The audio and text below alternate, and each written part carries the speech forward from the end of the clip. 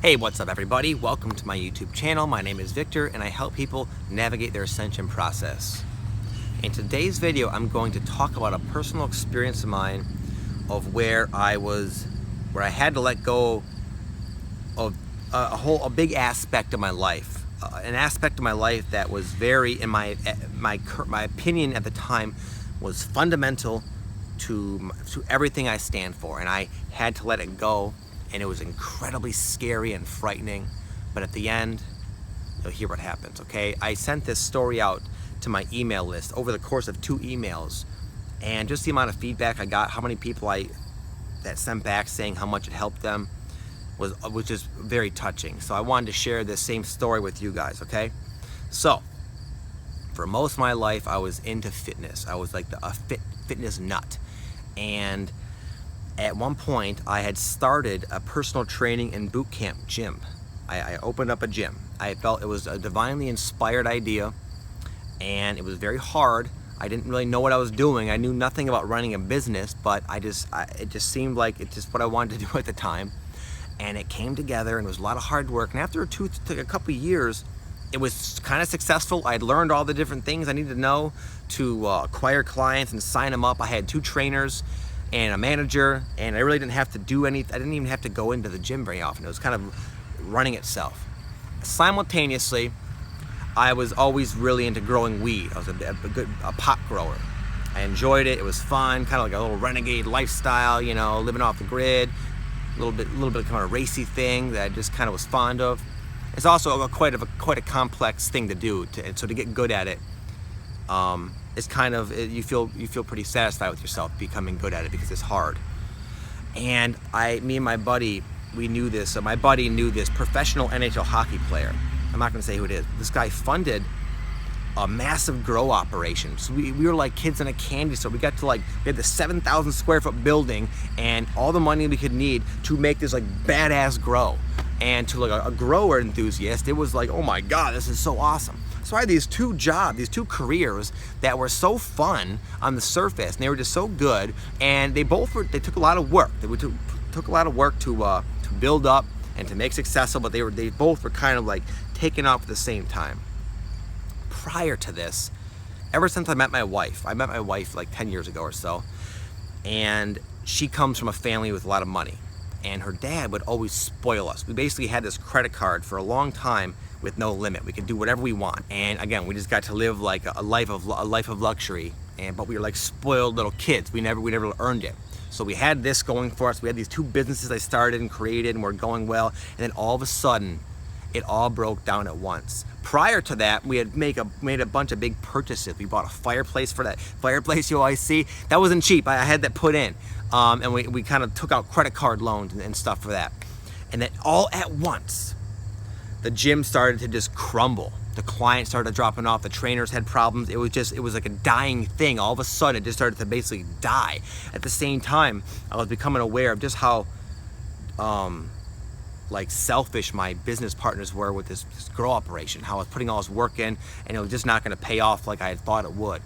And I felt extremely guided to let them go. And so I resisted for a long time, but I started to. And at the same time, my father-in-law, he basically cut us off. He just abruptly stopped giving us money. We were getting thousands a month from this guy for free every single month. And he just cut us off, basically cold turkey. And we had all these bills. I leased like expensive cars, house payments, private school for my daughter. All these, we designed our lives around this financial situation that was just completely plummeting down. And I couldn't understand it. I felt guided to create the grow, to start the gym.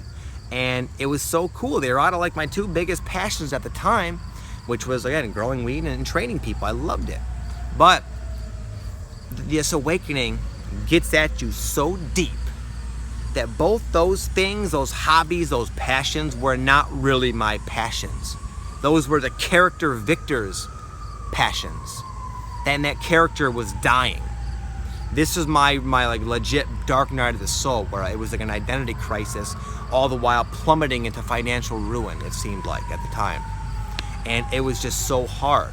So eventually, the whole theme of the story is letting go of something that makes no sense. I knew things were breaking down in such a way and at such a rate that it was something that was trying to fade out of my life. I've experienced that before in smaller ways. These were big things that really seemed at all logical level that I needed. I needed the money, I needed the jobs, I liked them. I was able to kind of go on vacation and hang out with my family whenever I want. It was like, why would this not work? How could this not be it? How could this not be good for me? But the energy was not lying, and things were just getting worse. The gym became just a massive burden. I realized that even though I wasn't there, mentally there's always bullshit to deal with. Always a trainer was late, this person's complaining about this client wants to quit early, break out of her contract, all these like problems. And my manager just called me every 5 times a day with all these stupid trivial issues. And it was like, it became clear this is not the lifestyle I want. It's not even fun anymore. And again, the grow was just kind of a big mess too. It was like I was putting all this effort in, I helped build it up, and then I was not going to get what I felt I was deserved as far as like a cut of the revenue. It was just like, it was not fair. I was like an employee there, even though I helped build it. Again, this is not a woe is me, but it just became more clear that these things that if I really thought I want were not really what I want. They were not ideal for me.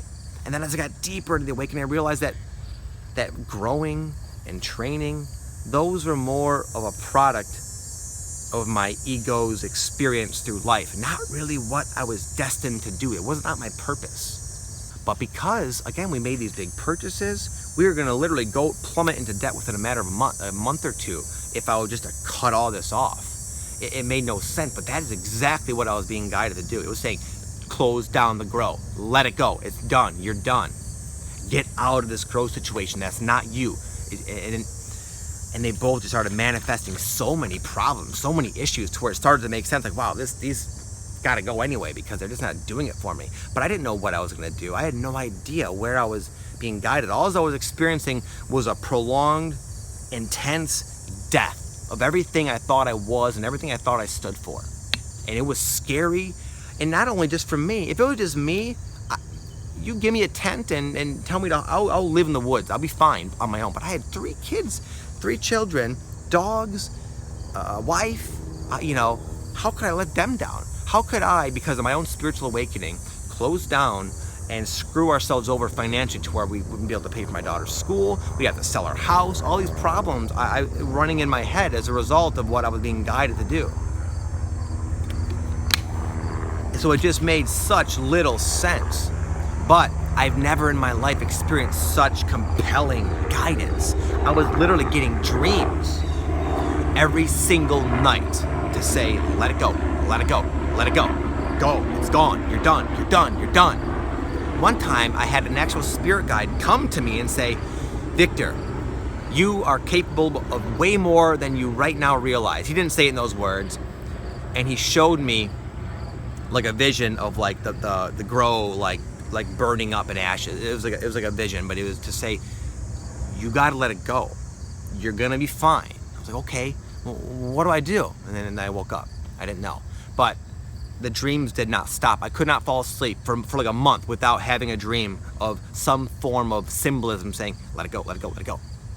And I was like, no. What the fuck? What the hell is the matter with you? I'm not letting this go. This is completely insane. But the longer I held on, the crazier it got. The worse everything got. The most situations I was clinging to were just, they were dying, they were crumbling to nothing. And it became like pointless to let it go. So I finally, again, closed down the gym. I got out of the grow operation, both messy, pain in the ass processes, but I got through it, here I am. And I started a little grow in my basement. And even though I knew that had to go too, but I was like, I'm not gonna just cut myself off, that's completely stupid. But then, in the absence of both those things, once the dust settled, I was terrified. I was scared shitless because I still didn't know what the hell I was gonna do. These things are gone. The bills are coming. Every time we got like a bill, I'd get this anxiety. And even still, I felt like you gotta let go of this stupid house girl. It made no sense. I had the freedom, I could hang out with my family. It allowed us to not go into complete financial disaster. And still, it was like, you gotta let it go, you gotta let it go. And I just had this like, this pit in my stomach and this knot in my chest, and it was just killing me, draining me. The whole basement girl was just falling. I'm getting all these stupid problems that just, a ridiculous rate of problems that no grower would ever experience. Only one who is holding on to something that's not belonging there. Finally, I had to let that go too. I let go into nothing. And we just had to scrape and save, and we went into quite a bit of credit card debt. But by selling all my equipment, all my grow equipment, all my gym equipment, we were able to sort of keep our house and stay afloat. And then that opened up something new for me. It opened up the idea like, hey, now what? Now you can do anything. You're at a clean slate. Even though you're scared shitless, you don't know where you're going, you had thought you'd be a lot further along by now. This all happened around like the new year of last year. And I was like, man, after all this time of the awakening, this is where you are. You're at freaking ground zero. You're at square one. You have nothing. You're months away from having to freaking be on the streets with your whole big family. But you know, you can only complain for so long. So I just started experimenting. I always wanted to have an online business because I knew that I wouldn't have to deal with all the employees and all that bullshit associated. The grow, even though I kind of liked it as a hobby, when you do it on a mass scale, it becomes just a drudgerous job, and the fun was taken out of it. And I thought if I could just express myself online and like sell information products, which is what I kind of do now, that would give me the freedom to have the life I want. So I started to kind of create that. I didn't know how. I just started making YouTube videos. I finally got the balls to make YouTube videos. And as I did, I would like, a part of me would turn on when I'd make these YouTube videos. I would just feel like, wow. I'd watch them and I'd be impressed myself. I'd say, wow, man, you're not bad, Vic. You know, it would just, and it was almost like not even me. Like it was just like coming, this energy was coming through in these videos. And it was kind of a neat experience. But then, you know, when you start a YouTube channel, you don't really have any subscribers. No one really sees them. So I had to learn, how do you get people to see them? So I had to teach myself all these different skills about how to make the titles a certain way so people actually see them in the search engines. And all of a sudden, I started getting comments like, wow, that was really good, Vic. That really helped me out a lot, man. And it just, it snowballed pretty quickly from there. And I got better at the videos. I started to grow pretty quickly. There was a routine I started to do during like that chaotic period. I was doing this like yoga and Kundalini yoga and all these different like techniques I've learned throughout my life to help me stay like relatively grounded. And I realized that, man, if I could help people go into their awakening with this, teach them this program, because in my darkest time it kind of helped me stay sane. So I got the idea that could be my first product. So now I have this program called Mood Shift that I sell, and it helps people kind of balance their awakening and stay balanced during their awakening. And so I had that idea, and I put it into practice. And as my YouTube channel grew, I just started selling it to my subscribers, and everything just kind of snowballed so quickly. I'm just exploding forward now. And now it's all worth it. Everything's turned around. My financial situation has sort of resolved itself. My YouTube channel is growing. What I'm doing now, making these videos, helping people through their awakening, is infinitely more satisfying than anything I've ever done.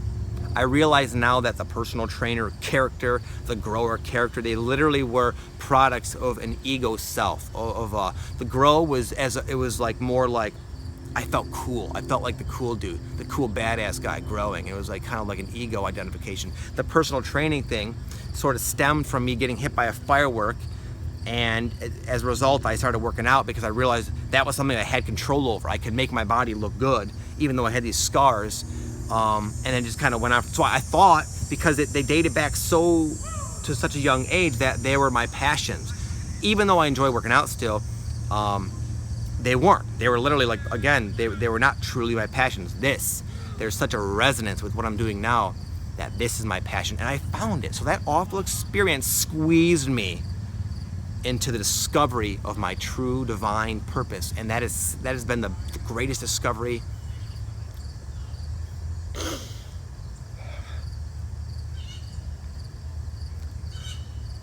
It's just been the greatest thing that's ever happened to me. I can't express how good it feels. It's something I've been searching for without even knowing it my entire life, and now I found it. And my life is it's awesome, and it's just getting more awesome as I progress. And it stemmed out of you know, your higher self knows the shit you got to let go of to get this feeling I'm describing. You all can have this. You all have a purpose. You all are eventually going to let go of all the things that don't belong in your life so you can find what really does. And when you find it, you will recognize it. You will feel it. You will know. So that's my story, guys. I'm trying to get choked up only once or twice a week now. You know, I'm trying to cut it down anyway. But no, this is just so dear to me. It's such a deep experience for me. And I know a lot of you guys are going to be faced with situations similar where you have to let go of something that makes absolutely no logical sense. But trust your ability to read the energy of the situation. And if I would have let go a lot sooner, I would have avoided a lot of stress, because I held on for a very long period of time. And it got to where I really believed some kind of crazy tragedy was going to happen, because I could just feel the dissonance in these situations. But I was just so stubborn, I held on. And thank God I let go, because I really believe that my life would have manifested a real reason to let go rather than just my own intuition. So follow the intuition, avoid the stress and struggle I mentioned, and always just know that anytime you let go of something better always takes its place.